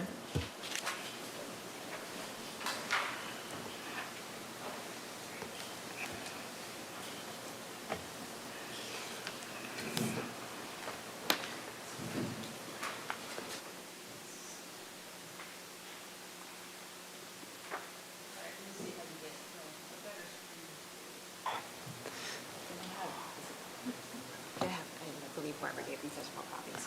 Or- Hopefully everyone has their copies with them and can see it if they need to look. Okay. Hello. Chairperson Dozer. Got to get used to saying that, and Commission. It's nice to see you again. So what you're looking at is our new complaint form. We created this with best practices, working in coordination with Mr. Aiden, our independent police monitor consultant, and Barbara Anderson, our independent police monitor. Creating a form that is going to be, this will be available in paper and online. Most of our complaints do come in through the online format, and this will be in both English and Spanish. It's a simple, easy-to-follow form. It also provides for, as you can see in number 1 there, anonymous complaints or third-party complaints, and having somebody submit the form on behalf of somebody else, which is a change from our previous form. We separated the complaint from the commendation form, which we'll show you next, and we are going to have 2 separate online formats, buttons for those, so they will be separate forms and separate kind of drill downs from the city website to get to either of them.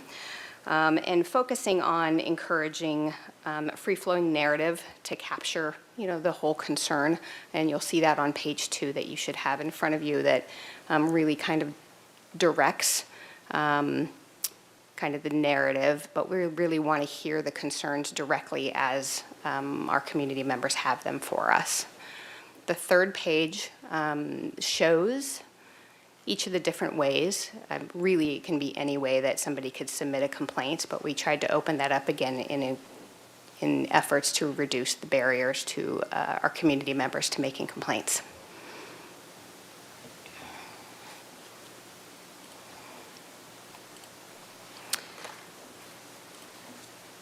Our commendation form is even more simplified than that, and we wanted to make this just an easy process for our community members to recognize our officers and employees, our professional staff's good work. Again, these will all be fillable formats in an online form that is very easy for the community to fill out.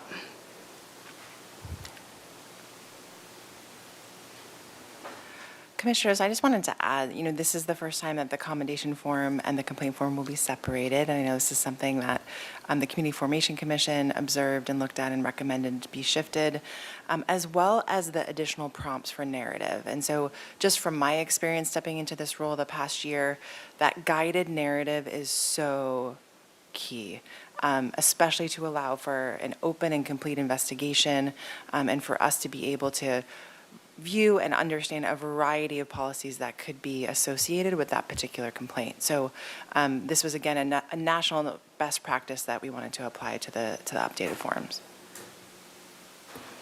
Thank you. Commissioner Jones? Who is Johnny on the spot today with the questions. Three things. First,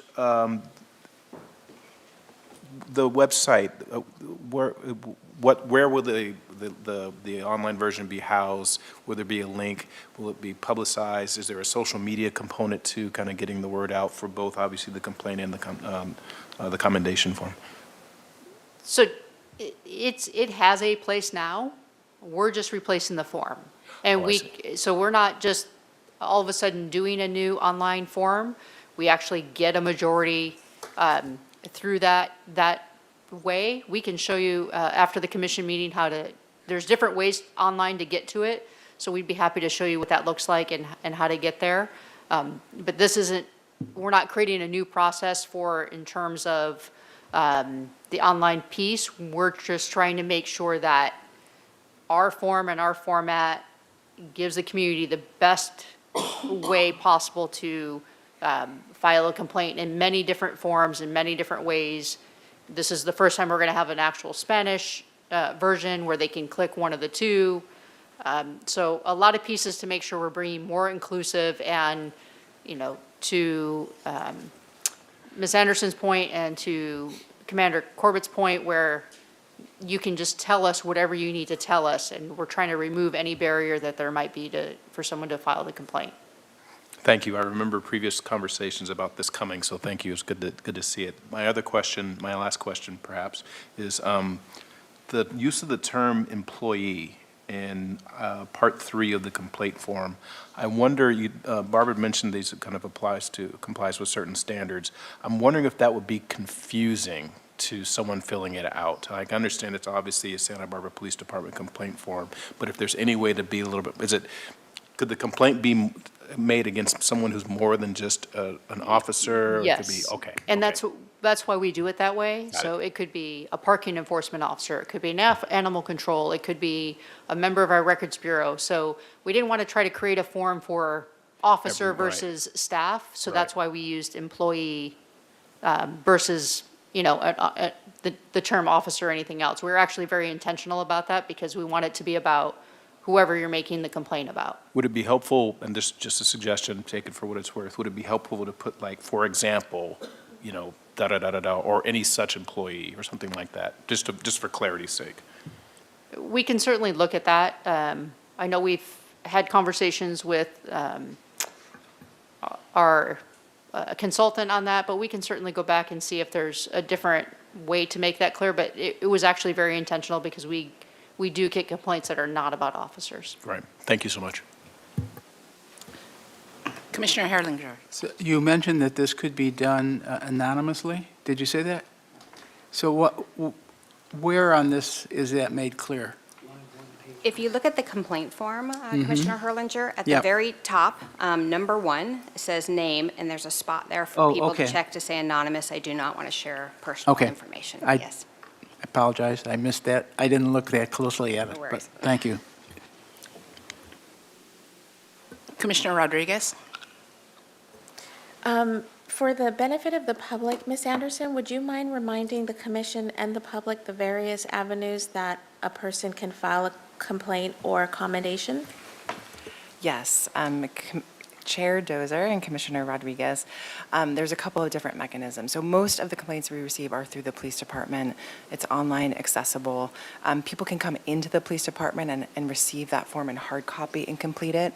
They also can come to the city administrator's office, receive that in hard copy, or submit that electronically. City clerk's office is the same, as well as Fire and Police Commission through the public comment process. So all of those avenues, and again, if any city department receives an inquiry that is related to a complaint, sometimes risk management receives something, we have all of those forwarded through to follow our processes internally. Yeah. Commissioner Rodriguez, if I can continue on that, we also take complaints over the phone. People call and they're routed to the watch commander's office. They come into the lobby. The forms are in the lobby. They don't have to go up and ask for them specifically, so they could take one and leave and basically download it and email it if they want to. We try to, again, reduce the barriers and make it, they can flag down an officer in the street or anything that they need to do in order to, make their concerns be heard. We've also had a number of complaints through just our general info email address through the city website. So again, they're just routed according to our internal protocols. Thank you. Commissioner Jones. To Commissioner Herlinger's point, I think it may be demonstrative of perhaps the need to bring more attention to that anonymous piece, because if we're sitting up here and one of the 5 commissioners can't see it, then what's the public going to say? So if there's a way to perhaps bring more attention to that, highlight it, or do something so that folks know that that is an option, that may be may be worth considering. I don't know if it was a consultant, but if you notice, the font on that is the smallest font on the entire form. There's nothing else on there Well, and correct me if I'm wrong, Commander Corbett, they can just not complete the identifying information too. They don't have to Yeah, check the but box. Yeah. I know they don't, but, Okay. people, if they don't think that that it's anonymous, there's a tendency not to want to do it. Well, and just This is not that important, but But I do want to clarify, because I just want to make the point, it's not intentionally small like that. It happens to be next to the name, so that if someone reads name and doesn't want to, they could just check that and not. So we know they don't want to be anonymous, that we know they want to be anonymous and not be like, oh, they just didn't fill the blank in. They took the time to tell us that they're submitting this anonymously, because that does become an issue for us when we're trying to do follow-up and try to we try to get in touch with the complainant, but we'll see if we can play with that font to make it bigger or highlight it differently on the form. So Or we appreciate the that feedback. it would be in the top section there. Yeah, we'll You know, see where how we the- can Where it incorporate it. explains what the complaint form is, that it can be done anonymously. Absolutely. We You know, appreciate that's the all. feedback, and Okay. we'll certainly Good. see how we can incorporate that. Commissioner Jones. What he said, I'm good. Commissioner Rodriguez. I just wanted to add on to that conversation. During the Community Formation Commission, the anonymous piece came up a lot, and SBPD did make it very, very clear that that was not only anonymous for the public, but anonymous for internal complaints as well. So I think it is a valid suggestion, and maybe it's simply on this page, the kind of instruction page, just highlighting that an anonymous submission is accepted.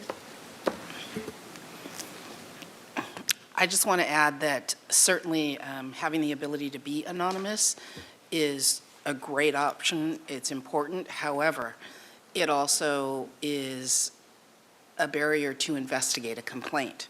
So I think that's just something that, yes, that option should be highlighted, but it also makes it very difficult to investigate a complaint. Is there any public comment? Chair Dozer, we do not have any in-person or online public comment. Moving on to item 11, quarterly reports on complaints of police misconduct.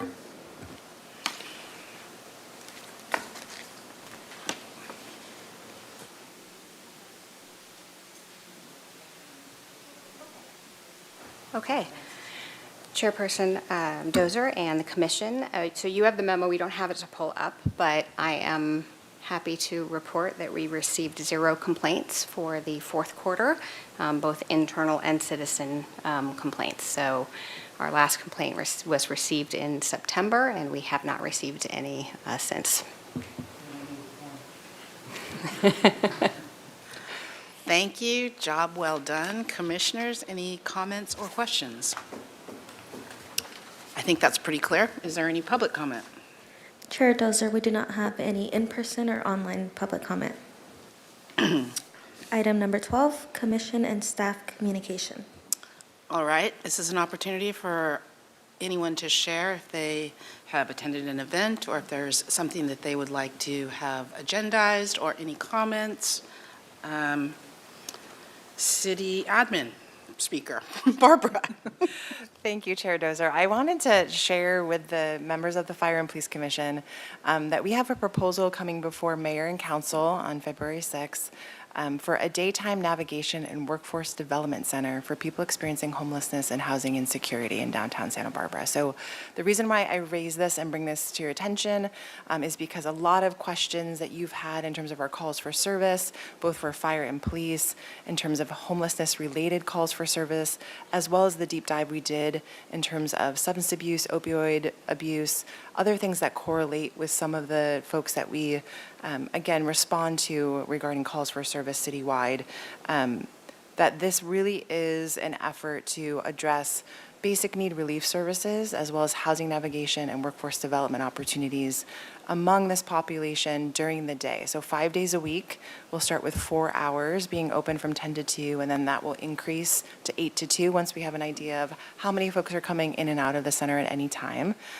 So it really will give an opportunity for us to help people where they are. It's building on the success of the neighborhood navigation centers that happen in 3 different neighborhoods, 3 different days a week.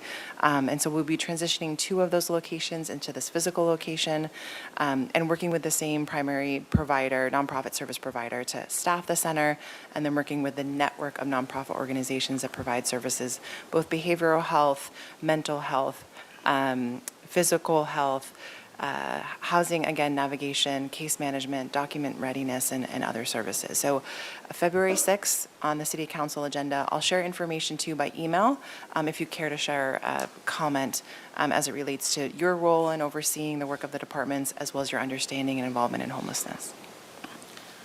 Commissioner Herlinger? We had talked about the crisis intervention training for members of the commission. Is there any Yes, follow-up on that? I've been in conversation with Dr. Lee about scheduling that training or you joining a training that will already be scheduled. So I will let you know, I hope soon, about when that proposed time is. Commissioner Rodriguez. I just wanted to share that the commission, I believe it was the whole commission, if not, maybe I was just CC'd on that, but that we received a message from a community member who was interested in having the Uvalde report on a future agenda. And while that didn't take place in this community, I'm just curious, and I don't know if you can answer this, but when there are big national events like that, is there a process for our departments to review lessons learned and best practices? So we're always learning from other agencies and things that have happened elsewhere in the nation. That's how we grow. I have just started to review the report. Actually, I do believe that one of the members that was part of that committee will be speaking at Cal Chiefs in May. So I would prefer, I have no problem, circling back with the commission, but that's a big report. It's several hundred pages long. I need time to digest it myself before I try to put that in a concise format that all of you would understand. But yes, we absolutely do take things like that, and that's how we learn and come up with best practice, is from not just locally, but statewide and nationally. But I would just ask for a little patience. It is very large, and there's a lot of material within it, and I actually would like to hear from some folks directly that were directly involved in the process before I bring that to all of you. Commissioner Herlinger. What's an update on the new police department building? So Commissioner Herlinger, it's not an agendized topic, but we do have it on future topics slated for an agenda for the Fire and Police Commission. So we can go into detail, share all of the exciting visuals, the planning, where we are in the process. I believe it's slated for May or June, Okay. just because we have a lot of required reports to get through in the next few months. But we'll see if we can try to move it up on the list too. Thank you. Okay. If there are no objections, this will be the end of our, whoopsie daisy. I have someone that wants to talk. Commissioner Hill. We've I'm had new a at lot this. of information presented to us through the PowerPoints today. As fast as I wrote, I didn't write down much of what was there. Will we be able to get that whole package sent to us? Absolutely, Commissioner Hill. And please know we are working on a way for us to synthesize the information presented to the commission. Our website structure citywide might not allow us to be the most accessible with those training opportunities. They can be available on YouTube as they're edited, but I really want to figure out if we can perhaps maximize the URL we created for community engagement, for the oversight process, to see if we can have a user-friendly way for people to navigate all of the great discussions and topics that we've been covering as part of the commission too. So I'll follow up with this presentation with our PowerPoints, but we really are working on making sure that the public can navigate that as easy as possible. Thank you. Okay, if there are no objections, this brings us to the end of the Fire and Police Commission meeting on January 25th. The meeting is adjourned at 6:04 PM.